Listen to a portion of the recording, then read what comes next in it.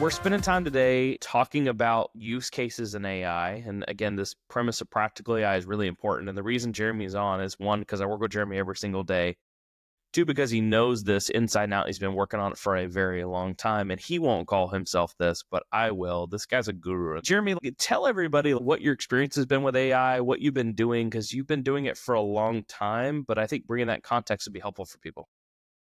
Yeah, I think it really starts with trying to use technology to process a lot of unstructured or semi-structured information. Back in the day with earlier days of InVibe, and we were always looking at technology and AI and how can we use this to help synthesize information? How can you use this to help us analyze? How can you use it to help our analysts analyze the data? And you built a lot of software around that stuff. But on the AI front, we were banging our heads against the wall for a long time and using, classical NLP approaches. And a lot of it was building, all these manual rules. And it was very complex. It took a long time, and it usually didn't meet the criteria of, what we considered acceptable to put it in front of customers and users. And when this thing called GPT-3 came out, and there's this private beta that we applied for access for and had to kind of make our case as to why we had a good use case for it and how we were going to make sure we had the proper safety and protocols and weren't going to use it for anything harmful. You ended up getting access to that program through OpenAI and trying a lot of the tasks that we were using classic, NLP approaches for, and it just worked for a lot of them. And so ever since then, we've kind of been on this journey of coming up with harder and harder tasks for AI to tackle and, what would provide value to our customers. And sort of now the challenge is, what's the next task that can't be done with today's models that probably will be able to be performed by the next generation of models? And we've seen that through several waves of new foundation models. And it's been a really fun and eye-opening experience for me, kind of seeing that all unfold the past 4 or 5 years. I want to give you a lot of credit, because obviously, we work together. We're in the same company. Disclaimer, that's what Jeremy and I do every single day. At the same time, predating Thread, when you were working in AI, I remember you and I were having a conversation. You were talking about AI. And again, my brain goes to what everybody's brain went to 5 and 6 years ago: robots, Terminator, autonomous vehicles. All the nerd side of me went that route. And then you were explaining to me what you were trying to do with AI. And that was a real light bulb moment for me, actually. It really started to change my perspective on what AI was and what it wasn't. And so I'm hoping actually today some people take from you a couple of things you say that help construct how we view AI, what it looks like, and how we can use it as a tool to augment the work we're using. So before we dig into the work stuff and we talk about use cases and practicality and clinical research, Jeremy, you're an expert in this. This is what you do all the time. You know all the models like the back of your hand. What's the party trick? You're at the dinner table. You want people to think you're cool. You want to show off AI. Give it to us. What's the party trick we can all use to look cooler than everybody else with technology? Well, I hate to disappoint you, but I don't know if I'm that cool at parties.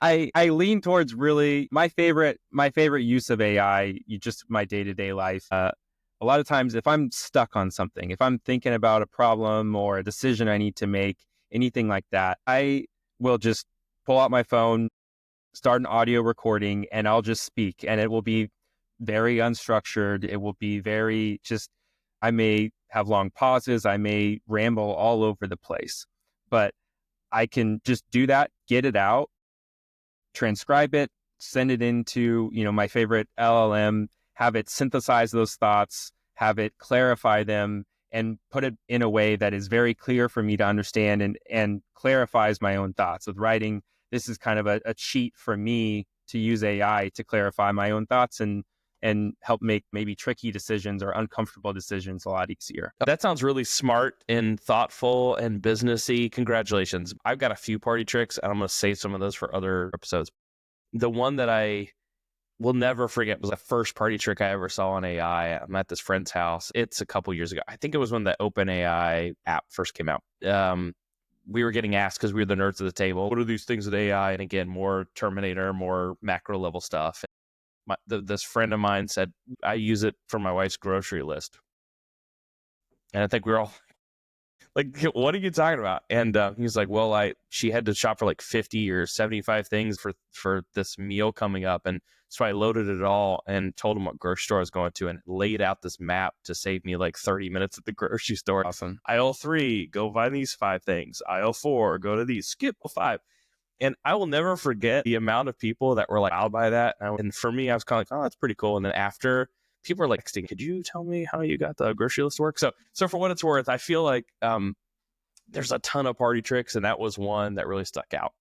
Shifting gears, though, I want to talk about practical use case of AI in research and what we're doing every single day. And so maybe if you could, can you give 1 or 2 really practical examples of what you see sponsors, CROs, different types of clients that we have?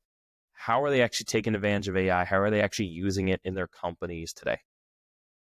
Probably the number one thing that AI and specifically large language models are good at that get used a ton is just processing a lot of information. You can throw tons of text, tons of data at an LLM, and it could synthesize that. You can even specify what kind of output you want out of that. The most common example would be summaries, and summarization is sort of the kind of list app equivalent of an AI feature. Doesn't mean it's not incredibly useful and powerful, but I think what's really great is providing a lot of information to an AI and then asking for the output that you want. If you're processing interview data like we do at InVibe and you want a few interesting clips or quotes around a specific topic, ask for that. You'll get it.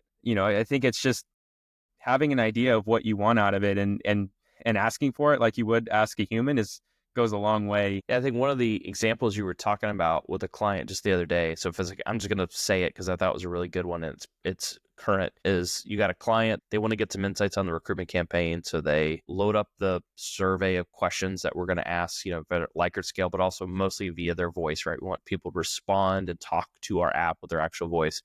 You recruit the patients, they come in, they talk to the platform, they give their feedback, it hits the system, and then we need to start giving insights on it, right? We need to start being able to give insights so that that client can make decisions on if they should change anything, if the material's working out great, right? Those types of examples. Because I prompted you for this, pun intended, because I prompted you, why don't you show people what that looks like? I mean, I think the easiest thing to do here is you go in here and we have this suggest questions to ask button here. And really all this is doing is we're telling the AI, hey, here's all this source data from this study that we conducted. What are some interesting questions to ask that lead to unexpected or interesting insights about this study? And, you see the first one here is about the lumbar puncture requirement from this informed consent document. And, it turns out there was a highly emotional reaction to this. There was a lot of risk. This is a scary procedure, and it was something that had to be done many times as part of the design of this study itself. It's a really quick way to uncover something that you wouldn't have necessarily known to ask unless you had a good idea ahead of time. You wouldn't have known, tell me about the lumbar puncture requirement. But that's the great thing about asking AI for what you want is a lot of times it can give you what you're looking for. It's my favorite example, actually. I don't know if I've ever told you this before, but if you're, sometimes like we look at the data, I'm like, where do I start? And I love that AI can prompt you in real time. And so I think that's a great example. And, for me, the number one question is, how does it actually help me make it usable, right? Because the data in itself isn't usable. I think this is one of the most powerful things that AI does. And I don't know if people have seen as many examples as maybe are really out there in the real world around how to summarize the data, how to actually use it, how to put it in a presentation mode that actually helps. So like I prompted you before, could you just show some examples, just give people some ideas of what they can do and how AI can help them visualize or make their data useful so they can present it to other people?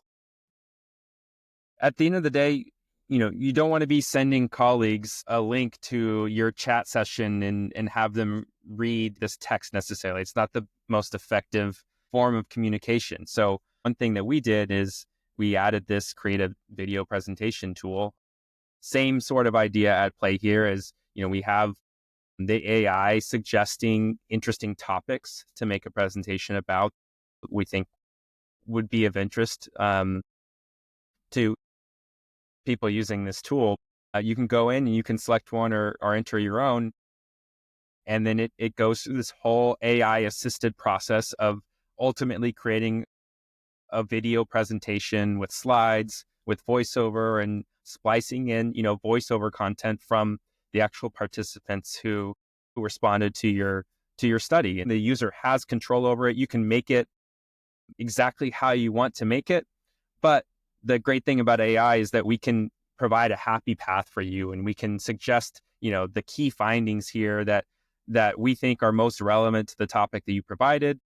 And you can go through this whole step process that you see at the top here, where after the key findings, then you select the actual quotes that you want to use to support those key findings. And then it'll write the slides for you. It'll write the voiceover, and you click a button. And then a few minutes later, you get a video presentation that you can download and share with your colleagues. The important thing for us was to get out of just being text. We want to be more than just text in a chat session.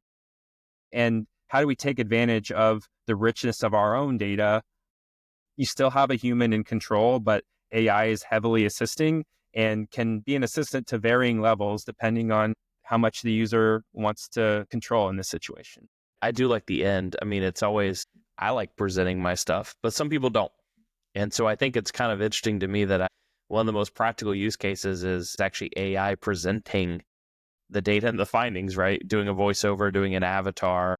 One of my favorites is when you did one of those and someone was like, I don't remember the name of it. They were like, I really love Amber in the corner. She's a great. We were like, who's Amber? Like, we don't know who Amber is. And the whole time we're like, oh, that's the AI.